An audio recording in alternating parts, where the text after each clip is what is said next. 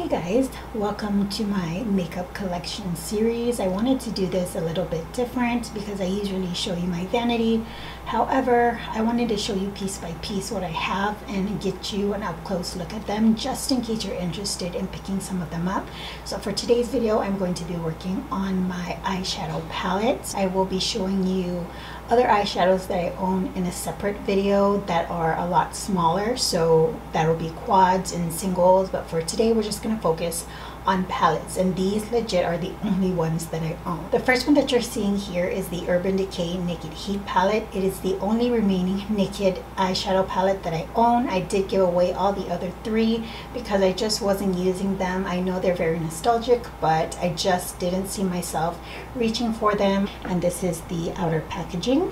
As you can see here, it's a very great array of colors. I think that this is a very good pickup if you're interested in having a fall palette. I think that the mattes work very well. The shimmers are vibrant on the eyes, and for some time now I find that I prefer matte shadows that not necessarily are harder to blend but do allow you to build upon it, as opposed to being very pigmented on initial use. So this is a very good palette. It's the only one I decided to keep, and I see myself keeping it for some time. Next we have the Tartelette palettes from Tarte, and I have the Tartelette in Bloom as well as the Tartelette Toasted. I apologize that I'm holding the palette sideways, but the mirror portion does not fold back, and because of that I wouldn't be able to fold back the mirror and allow myself to let the lighting come through. So this is the Tartelette in Bloom palette. I would say that this is a neutral / cool tone palette. It does seem like there are some warm shades in here, but I'd say they're more neutral than anything. And surprisingly, I do use this palette quite a bit. I may not use all of them to create a look, but I do find myself reaching for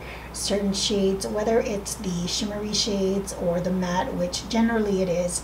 I find that it's very easy for me to pick this up and use what I need. It's a very reliable palette, and again, the mattes work the way I like them to. Now this Toasted palette is very similar to the Urban Decay Naked Heat palette. So if you are looking for kind of this very fall-esque type of eyeshadow palette, I don't feel that there's a need to pick up both. If I had to pick, I would probably go with this one. I find that the shades in this one predominantly works well with tan skin, which I happen to have, so I would lean more towards this. But because again I love these types of shades, I don't feel as bad having both of them, so this is a good pickup as well. For some time I did own and did enjoy the Pro palettes. I just found that they were too pigmented for me, and the older that I get, the more I get stuck in things that I like. I know what I want, and I just don't work well with highly pigmented shades if it requires blending.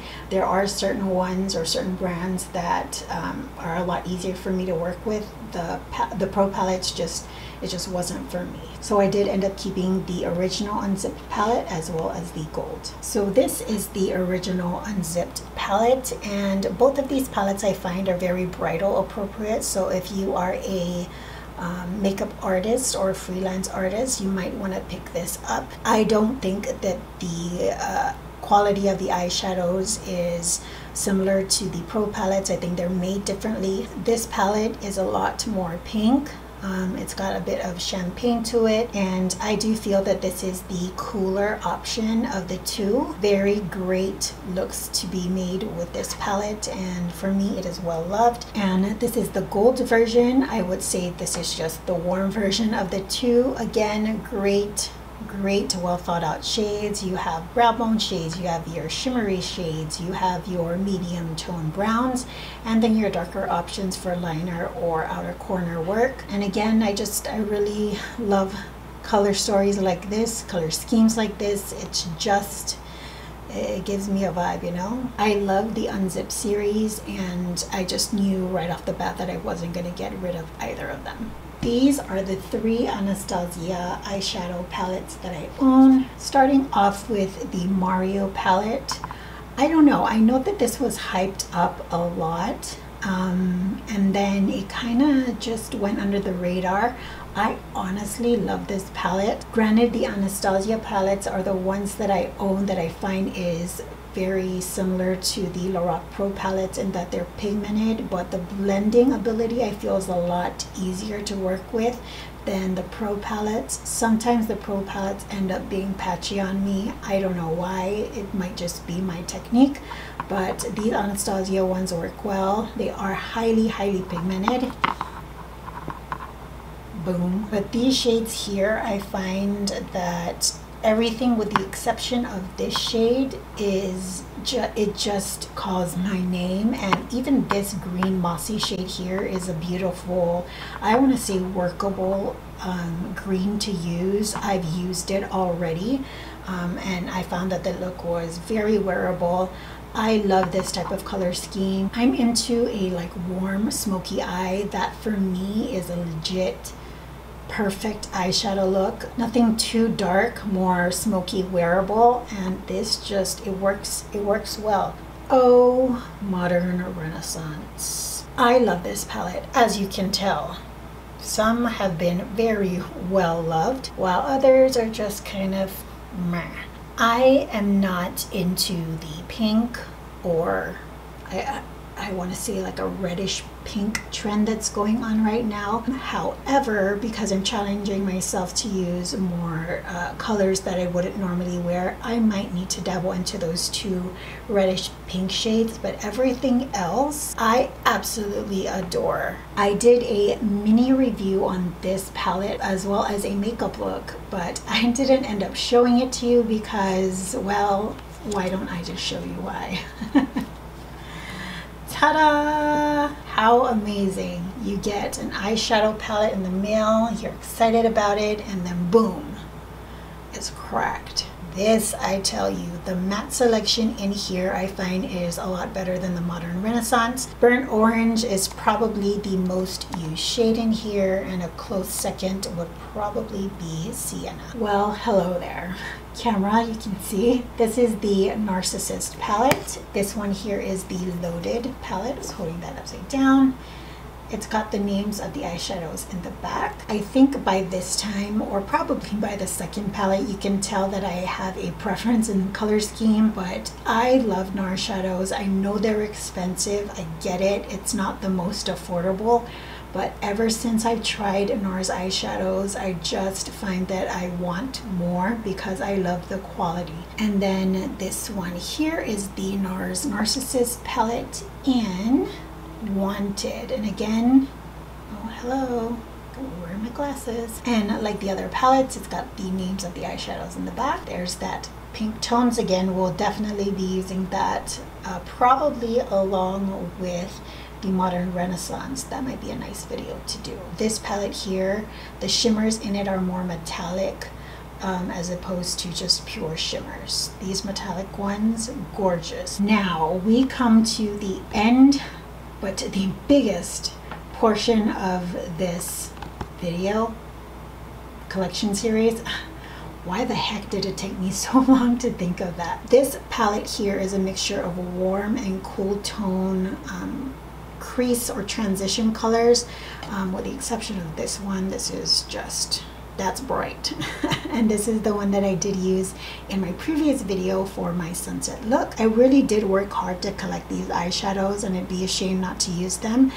And most of them are just, they're spot on. They're the kinds of eyeshadows that I enjoy, but that's not to say that all of them are perfect. There are some shades that I think that they could have done better, but for the most part, Mac has been, he's been a true friend. So this is my blue and green palette. Majority of the shades in here are shimmers. Only the ones on the bottom are matte, but I feel like it's a nice array of colors. You've got brighter shades, you've got medium tone shades, dark ones.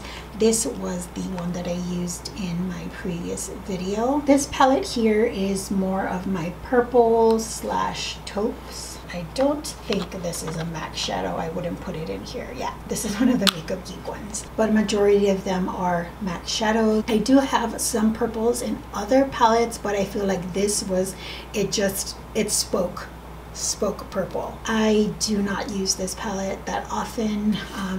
Obviously Satin Taupe was well loved, but this is pretty old, so might need to make use of this one more. Now this palette I love. I go to this palette all the time. This is probably my favorite selection of shimmer shades. It might just be because I chose them, I picked them out. But in here you have different types of finishes. You have frost finishes, satin finishes, I forget what their finishes are, but you've got every finish in the MAC selection series here. Here is another selection of cool tone mattes, and these shades down here are really great options for brow shades. The first time I believe I heard of using these shades as brow products was, I think, Pixie Woo. I believe they had mentioned using Brun as a brow powder, and I did end up having that in my arsenal, and I tried it. Worked amazing. I love. I have a very intense attraction to these types of bronzy golden shades. Do we have Sumptuous Olive? Yes, we do. So if you are looking for a wearable green, Sumptuous Olive, I die. This is an incomplete palette because I really don't use these darker, cooler, smoky tones unless it's for eyeliner, but these are the eyeshadows that I own from MAC that fall under that category. One of the coolest colors, I believe this is Club, and that's that duochrome shade that was very popular when this came out. This was the jam, but pretty standard dark shades to do smoky eyes with. And the final eyeshadow palette here, there are a lot more brow bone colors and some of the pinks, well, 4 of the pinks that I own. And this bottom portion here are all Makeup Geek eyeshadows that I didn't decide to declutter. I kept them because I thought that I could make use of them, but I don't really reach for this palette, which is part of the reason why I'm doing this collection series, for me to look and see what I have and come up with ideas as I go along. But that is my final MAC eyeshadow palette, and that concludes my palette series. So thank you guys for joining me in this video, and let me know how you like the format of them so I know how to go about my next one. But if you did enjoy this video and it's your first time coming here, I hope you decide to click on that subscribe button down below. Follow me on Instagram, it'll be the first link in the description box. Until the next one, I hope you all are doing well, taking really good care of yourselves. I will see you all next time. Bye.